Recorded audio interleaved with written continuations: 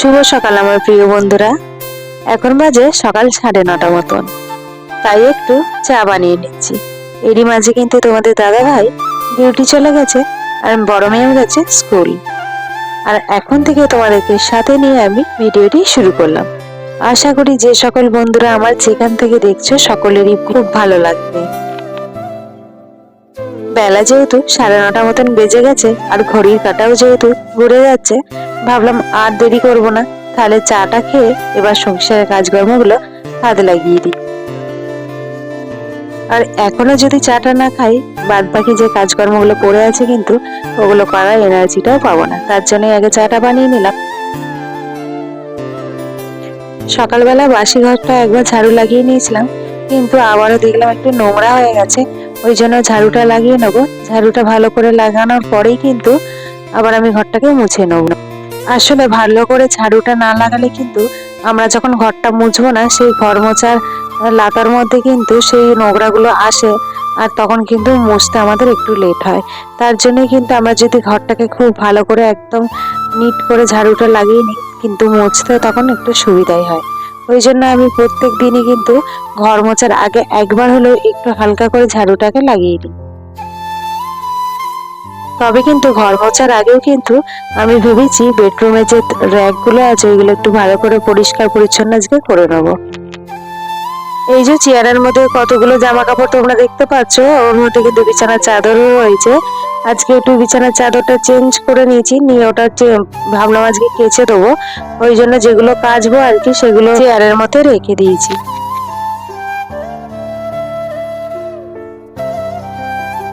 আজকে না মেয়ের স্কুল হাফ ডে হবে, আজকে ফুল ডে হবে না।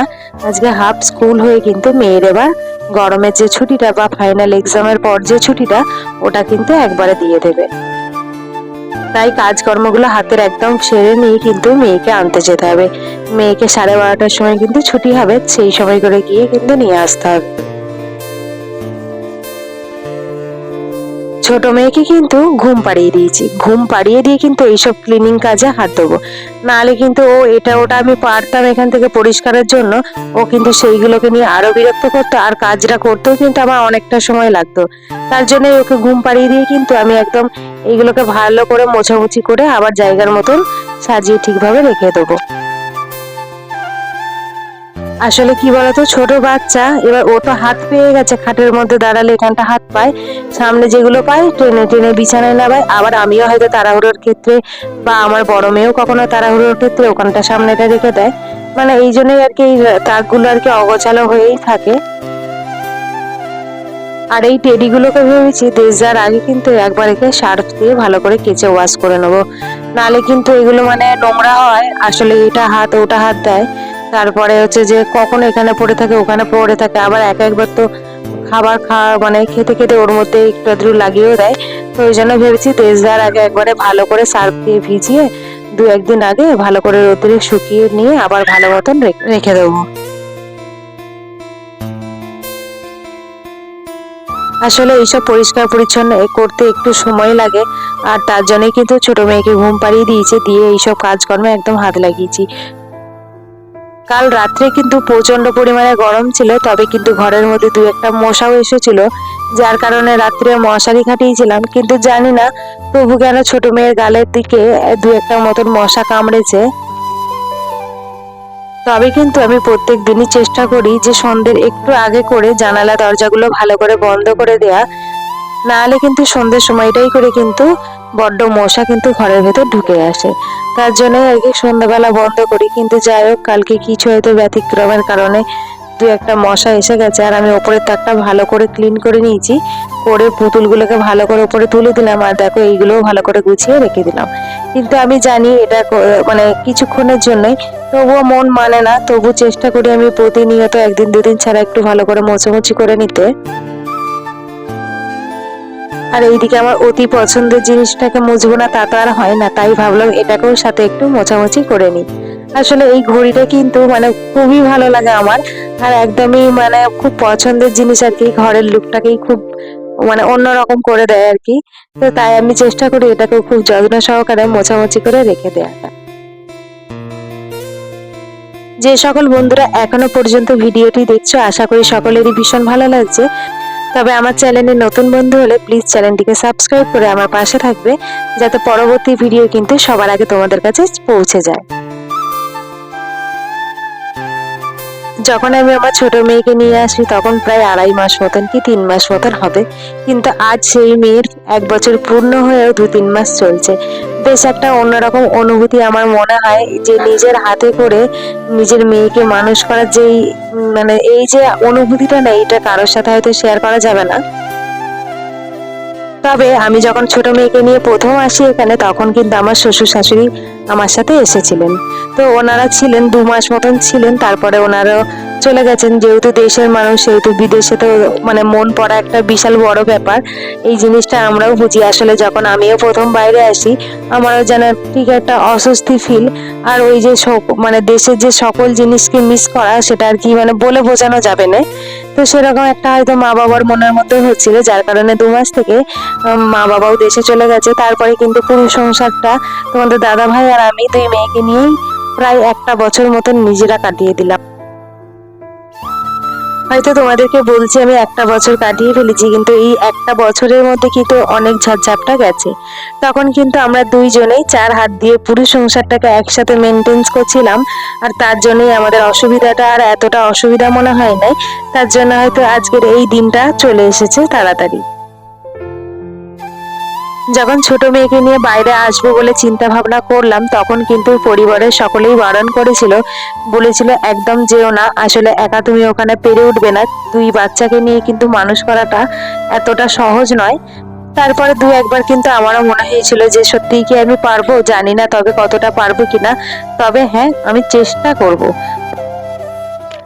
তখন কিন্তু আমার মনটাও একটু দোনমনো হতো যে সত্যিই কি পারবো। তারপরে যখন বাচ্চার মানে শরীরটা খারাপ হবে, তখন হয়তো মায়েদের একটু অসুবিধা বেশিই হবে। তারপরে হয়তো যে এখানে একা থাকবো, বাচ্চাকে মানে কার কাছে রাখবো, সুবিধা অসুবিধাতে কোনো কাজকর্ম করতে গেলে, মানে এইরকম 7-5 চিন্তা কিন্তু আমিও প্রথমে করেছিলাম। তারপরে তোমাদের দাদাভাই বললো একদম চিন্তা করনি, আমি যখন তোমার পাশে আছি দেখবে দুজন মিলে ঠিক 1 বছর কাটিয়ে দিতে পারবো, আর মেয়েটাকে অনেকটা বড় করে নিতে পারবো।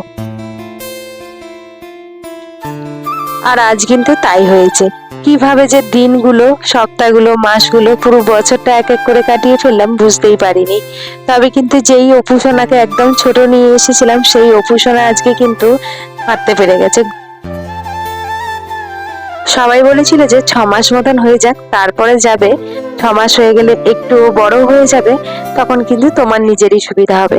কিন্তু আমার বড় মেয়ের স্কুলের জন্য আমাকে চলে আসতে হয়েছিল, কারণ স্কুলটা যদি ওর বন্ধ হতো তাহলে আবার 1 বছর ওর নষ্ট হতো। তখন ভাবলাম না, লড়াইটা যখন আমাদের, তখন লড়াইটা তো লড়তেই হবে। আর এর মধ্যে কিন্তু বড় মেয়ের কোনো ক্ষতি করা যাবে না, কারণ 2 সন্তানকেই সমানভাবে মানুষ করতে হবে, আর 2 সন্তানকেই কিন্তু সুস্থভাবে রাখতে হবে। এই চিন্তা ধারণা নিয়েই কিন্তু আমার এই বিদেশে পা দেয়া, তখন 3 মাসের সন্তানকে নিয়ে। মানে এই ভাবনাটা পুরো মাথার মধ্যেই ছিল যে আমার বড় মেয়ের 1 বছর আমি নষ্ট করব না। আসলে কি বলতো, যখন মেয়ে পেটে ছিল, ছোট মেয়ে, তখন কিন্তু অনেকটা সময় নষ্ট হয়েছে।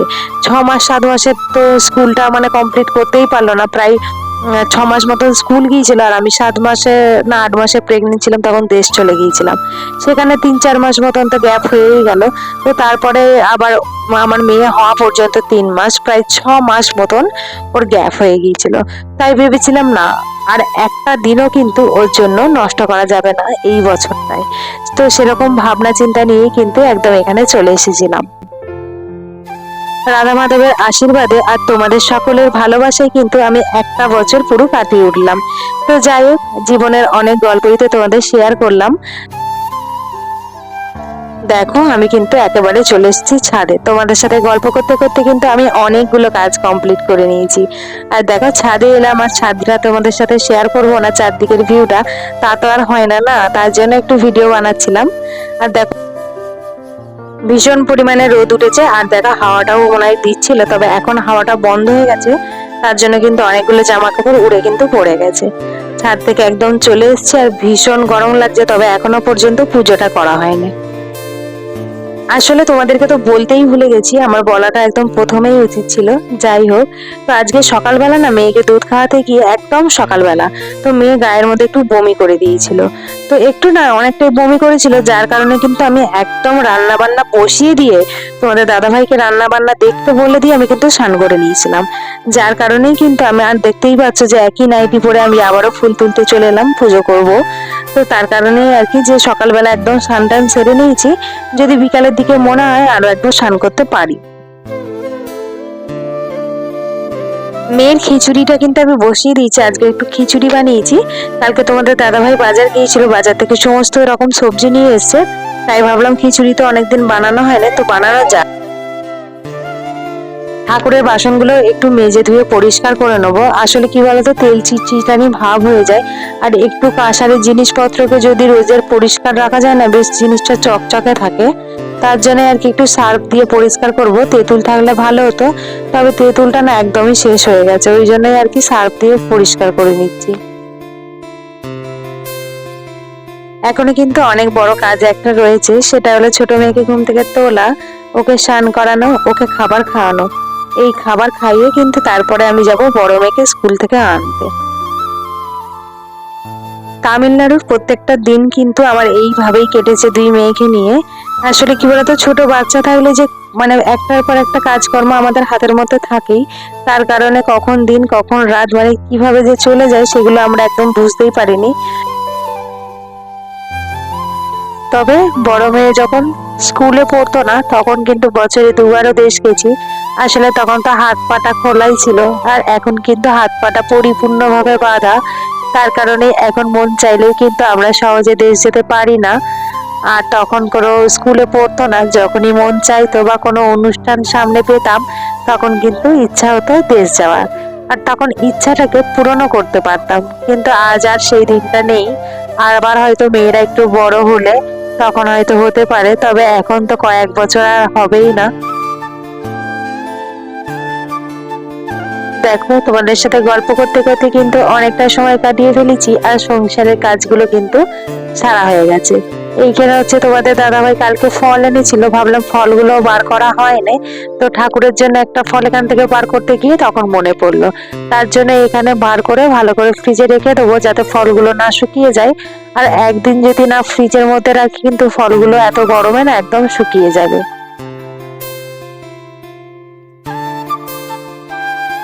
কালকের বাজারে না ওটা একদমই পাইনি, তাই জন্য এই লেবু আর বেদানা নিয়ে এসেছে।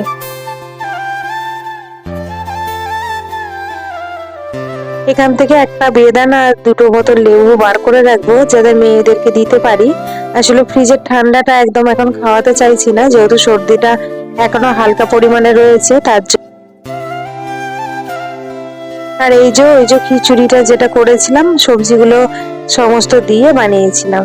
আর এই যে লাল লাল কালারটা এসছে না, ওই যে বিট দিয়েছি না, ওই জন্য এতটা লাল লাল লাগছে।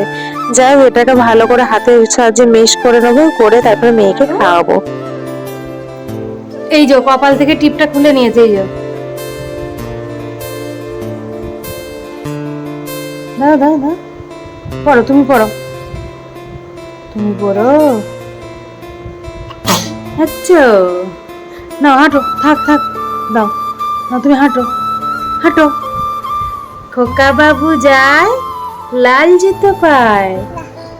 ওঠো ওঠো মা, ওঠো ওঠো, হ্যাঁ এই তো টুকি, চলে আসো। তোমার রাগ হচ্ছে, রাগ হচ্ছে? ও বাবা, ও বাবা, হাঁটো হাঁটো, যাও একটু হাঁটু হাঁটু করো। কি হয়েছে মা, কি হয়েছে, একটু হাঁটো। চল যাও চল যাও, একটু হেঁটে হেঁটে নাও, চল যাও। আচ্ছা আগে একটা হামু দাও, একটা হামু দাও, একটা হামু দাও, একটা হামু দাও, একটা হামু দাও। দেবে না, বাজে মেয়ে একটা। সবাই বলবে বলবে বাজে মেয়ে। ও বাবা, ও আছে, ও বাবা, না না, কাঁদে না, কাঁদে না। কাকে দেখা যাচ্ছে? এটা অপু, এটা অপু না, এটা কে গো? ইস, এটা কে? হ্যাঁ, এটা অপু, অপু। এটা হামদা, এটা হামদা, এটা হামদা আমাকে, আমাকে দেবে না? একটা দাও। ব্রুম ব্রুম ব্রুম ব্রুম ব্রুম ব্রুম ব্রুম ব্রুম ব্রুম। এটা হামদা, এটা হামদা। এরা ছি ছি ছি ছি ছি, বাজে বলে। ছি ছি ছি ছি, ব্যাড বলবে। এটা হামু দিয়ে দাও, একটা হামু দিয়ে দাও। এটা ও বাবা, কি সুন্দর। এটা হামু দাও না, ওটা হামু দাও। ও বাবা, তুমি কি সুন্দর হামু দাও। তোমার আরেকটা হামু দাও, আরেকটা হামু দাও, একটা হামু দাও। সোনা, একটা হামু দাও, দাও। আমি দিয়ে দিই, আমি দিয়ে দিই। টাটা কথা, টাটা কথা, টাটা বলো, টাটা। আরেকবার দিয়ে দাও, আরেকবার করে দাও। ও বাবা, ও বাবা, খুব ভালো, খুব ভালো।